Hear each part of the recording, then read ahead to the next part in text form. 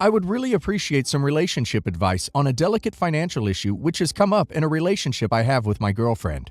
We have been together for about 8 months and are now at what it seems a possible breaking point. To make a long story short, my girlfriend, 31 female, who is Asian, Southeast, wants me, 29 male, to financially support her parents if we get married, of about $1,000. Her Asian family is planning on moving to the US, and the money would be used to pay for a mortgage for her family. She wants us to have, in addition to our own separate accounts, a joint account to which we pool some money for our common expenses. Her parents' mortgage expenses would be one of those common expenses. To give some background to the post, what I proposed to her instead. I initially proposed to her that if she was struggling financially because of her parents' expectation to support them, then I would be happy to take a bigger chunk of our common household expenses, and said by doing so, I would be indirectly supporting her family as well. She rejected it. Total costs. Total costs for my share of the mortgage would probably be around $100,000 to $150,000. She said she would pay a bigger portion than I to her family, around $2,000 per month. My background and family situation. I am white. I grew up very frugally. I still live frugally. My own family also lives frugally, but relatively comfortable because they have been saving their entire lives.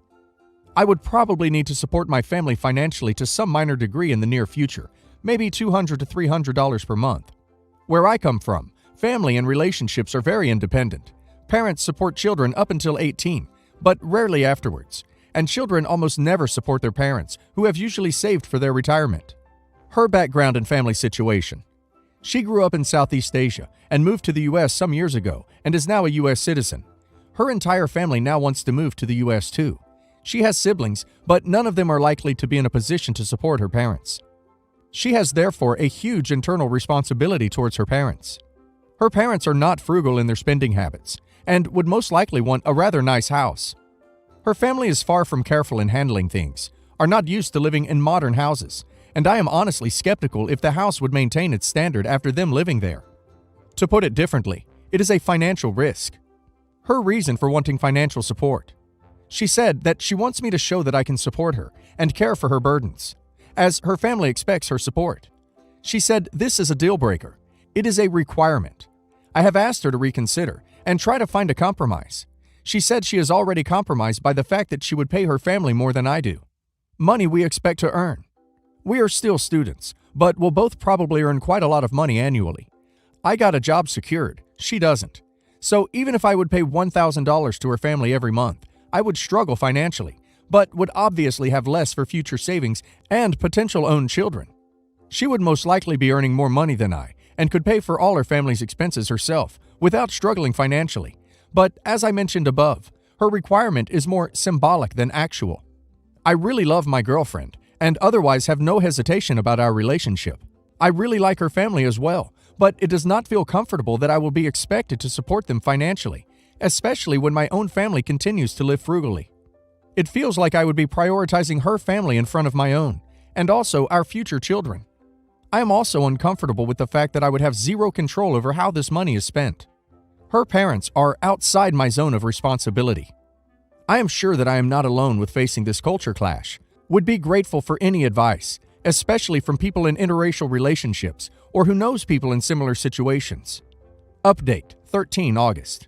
Thanks everyone for your comments and advice. I read all of them. Just a general request.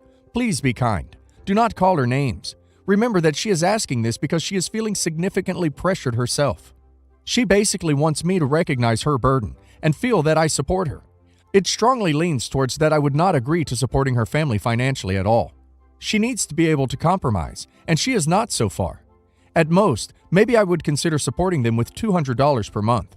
If they literally cannot afford living, most likely not in a house, as this is the amount I would consider appropriate to support my own family. Her family will never come ahead of my own family. I am South Asian, first generation in the US. This idea of a husband supporting a wife's family is unheard of where I come from. I don't mean this as a put down. It looks like this requirement is tailor-made for you. Ultimately, it's your money, and you can do with it as you wish. So it's up to you if you want to sponsor your in-laws indefinitely.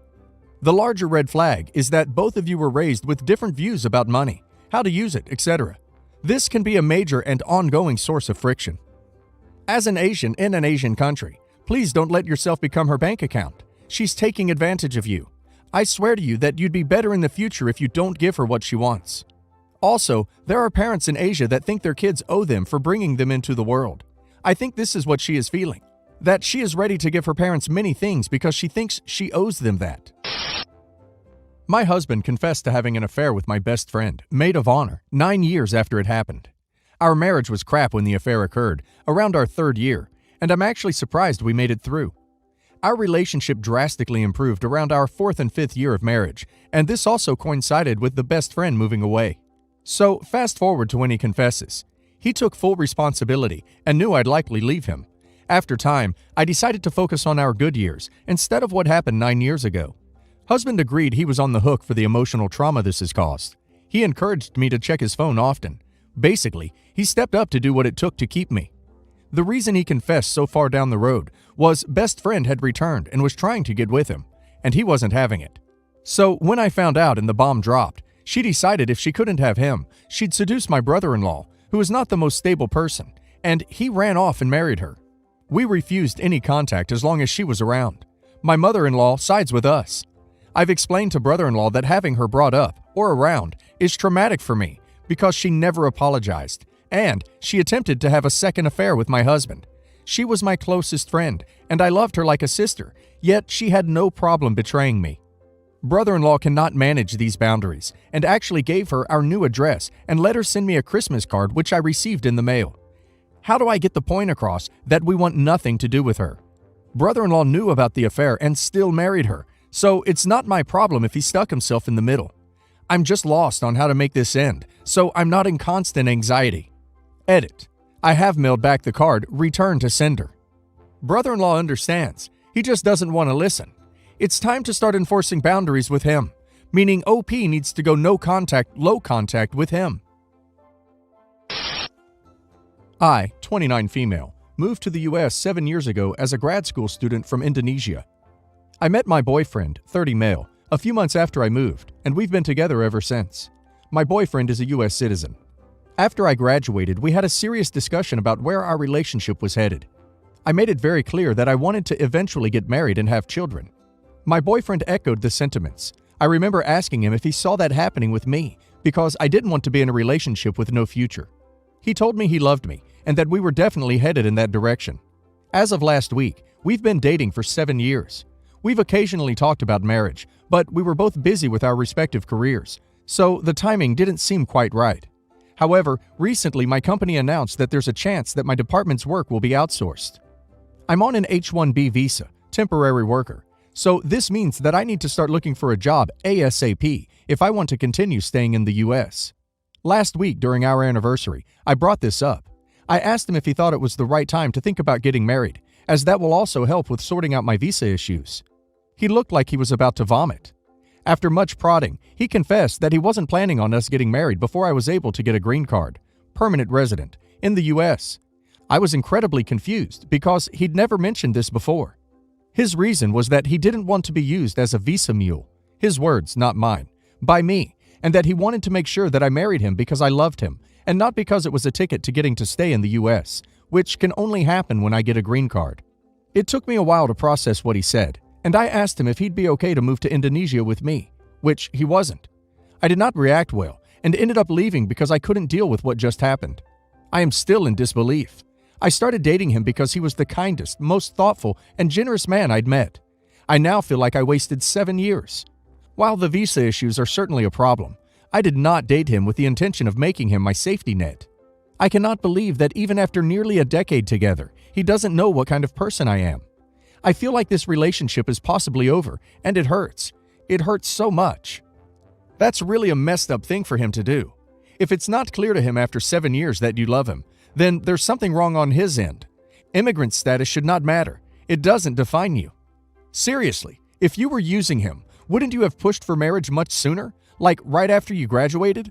Unbelievable. I'm so sorry. He is a complete a-hole for saying that. I really want to believe there is something else going on and he spoke out of his butt and feels terrible about it. But I don't know him like you do. You need to decide if a larger conversation is worth having before sending the relationship to the grave. He took the easy way out, 7 years already, and if he isn't ready to get married now, he never will be. Do you live together? He came out with a BS excuse. When you get your green card on your own, drop him so you can focus all your energy on getting a new job. I am sorry this is happening to you, but he doesn't love you if there's a possibility of having to separate because of a working visa, and he is not interested in maintaining a relationship neither in the US nor Indonesia. He refers to the act of getting married to you as being a visa mule. What are you, a mail-order bride? You are an educated lady and a working professional who had the misfortune of wasting 7 years on a loser. Break up. Hope everything gets better for you. Addressing some of the stuff in the comments. I've been on an H-1B visa for a bit more than 2 years now. I was on STEM OPT for about 3 years after grad school. I had terrible luck with the H-1B lottery, and I got one in the last round I was eligible to apply in. Getting permanent residence in the US is not easy. I know people who've been here for 15 plus years who are still waiting for their permanent residence. For those of you who DM'd me calling me a gold digger, you guys made me laugh. I am aware of the legalities around sponsoring a spouse for a PR, including the financial aspect. It shouldn't have been a problem for the following reasons. I'm a STEM major who recently shifted into management. I work for a large company and I do quite well for myself. My boyfriend is a teacher and our incomes are not comparable. He earns around $60,000. I earn close to $300,000. We've been living together for 6 years. We have a shared account to pay for expenses like rent and utilities that we both deposit a percentage of our salary into. The rest of our money goes into our own private accounts, and we don't manage each other's money. Because I'm frugal, I've saved up quite a bit of money in the form of savings plus investments. If my boyfriend was worried about the legality of sponsoring me financially for 10 plus years, I would have happily discussed moving the money around. I was even considering buying a house, so we could have made that a joint ownership thing. The point is, we could have figured it out. I haven't relied on him financially ever, and I didn't intend on doing that in the future. I might not have considered everything, but you have to note that I thought about the marriage for visa thing recently, only when the threat of possibly having to leave loomed over me. This isn't something I'd thought about in detail at all. Regarding my situation back home in Indonesia, I come from a very religious and conservative family and had a horrible childhood. My family doesn't support my career choices. I cut contact with my family when I moved to the US, so they are not in the picture at all. I was on great terms with my boyfriend's family. They loved me. Now, for the actual update. He is now my ex-boyfriend. I took a few days to collect myself and then reached out to him wanting to talk. He agreed. It turns out that he has been insecure about earning less than I did for a while. Apparently, his friends have been poking fun at our relationship, calling me the sugar mommy because I take care of most of the expenses. He never told me this until now. He apparently didn't feel like an equal because our pay differs so much, and started feeling that I was only with him as a quick way to get a PR here. I was speechless. I couldn't believe that his friends gaslighted him into doubting our relationship.